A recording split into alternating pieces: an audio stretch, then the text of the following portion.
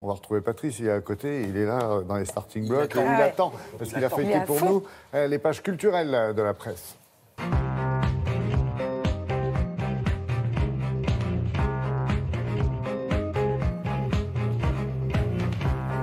C'est pas une musique qu'on entend sur le jingle, c'est le son d'une rotative, non? Faudra qu'on Ça change. pourrait. En tout cas, elles ont bien tourné cette nuit. Et ce matin, on peut lire pas mal d'articles, à commencer par celui dont je vais vous parler. C'est dans le Figaro. Alors, Berlin, Londres, Sydney, Amsterdam, Madrid. Il est passé par toutes ces villes. Le voilà maintenant à Paris. Il s'agit du compositeur berlinois Max Richter, qui est l'invité d'honneur de la Philharmonie ce week-end. Alors, vous allez me dire, so what? Eh bien, il va y interpréter Sleep, une œuvre qui s'intitule Sleep. Attention, je parle anglais là. S-L-2-E-P. Sleep comme dormir. C'est quoi cette œuvre? C'est une partition de 8 heures. 250 pages de musique lancinante et répétitive. C'est conçu pour être écouté allongé sur un lit de camp. Vous allez me dire, qu'est-ce que ça va donner? Alors, le concert n'a pas eu lieu, je ne peux pas vous dire, mais on a des archives. Regardez, ça, c'était en juillet dernier à Amsterdam. Donc, vous avez le gars au premier plan qui fait son concert, et puis les gens qui font dodo tout autour. Alors, c'est un concert à écouter en dormant ou en méditant les grandes questions de l'existence. Ou pour nous dit le s'endormir. compositeur. Alors, le problème, Richter, il joue à chaque fois à guichet fermé, nous dit le Figaro. Alors, ce qui est intéressant, c'est la logistique des concerts, parce qu'il y a des problèmes de sécurité, des problèmes de couche, il faut organiser le couchage. La literie, vous venez avec la vôtre, ils ne la fournissent pas.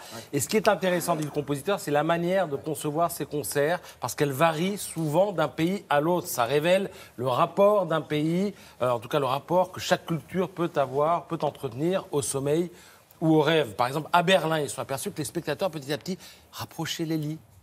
Vous voyez ? Alors, ça devenait une expérience collective, ce concert. En revanche, à Londres, on était dans l'individualisme le plus forcené. C'est-à-dire qu'il y avait un large espace entre chaque lit et même on avait fermé ces espaces et chacun avait droit au respect de son intimité. Vous irez où, vous? À Paris, ils vont se mélanger. Je n'ai pas été invité, je ne me suis pas posé la question. Moi, je suis plutôt tendance à rapprocher les lits, qu'on en fasse une grande fête collective. Mais ça, c'est autre chose, là. Mais voilà. Il est très français. Et donc? Alors, je vais vous parler d'amour, justement, puisque on apprend dans le Figaro que sont publiées les correspondances amoureuses de Claudel Camus Solers, des gens qui savent écrire. Alors, par exemple, Albert Camus, il a vécu une histoire d'amour avec Maria Cazares. Leur histoire démarre le 6 juin 1944, le jour du débarquement. Et alors, il a 30 ans, elle a 21 ans. L'histoire va s'interrompre assez rapidement, parce qu'il y a Madame Camus qui revient d'Algérie. Bon, passons.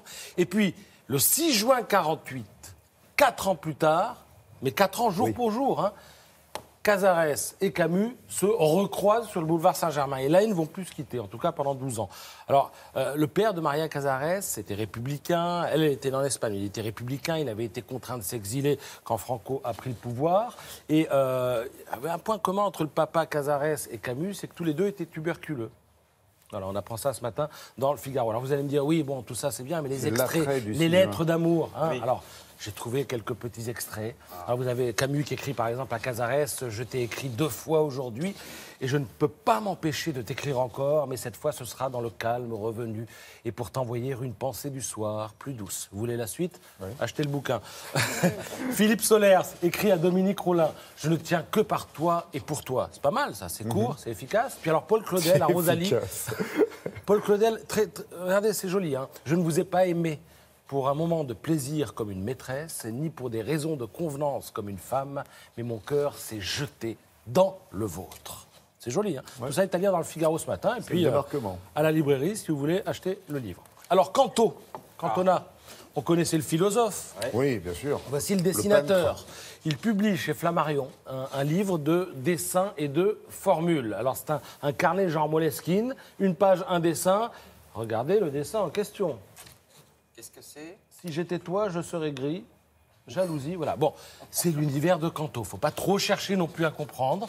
Et voilà, vous avez 200 pages de petits dessins, on va dire un peu enfantins, parfois un peu coquins. Je les ai pas sélectionnés, mais ce sont peut-être les plus drôles.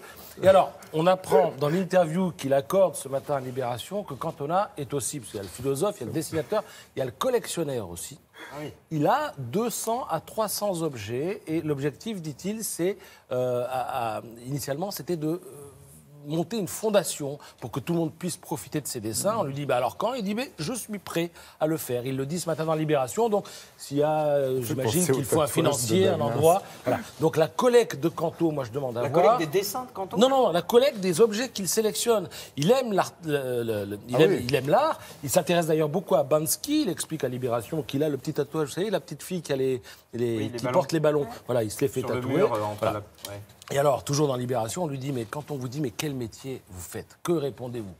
Il dit, je réponds souvent gérant, parce que c'est vrai, j'ai une boîte avec mon frère. Mais comédien, j'y arrive pas. Artiste, ce serait trop prétentieux. Donc très souvent, quand il y a marqué profession 2 points, vous savez ce qu'il met? Vivant, tout simplement. Pas mal. Voilà. Merci beaucoup, Patrice.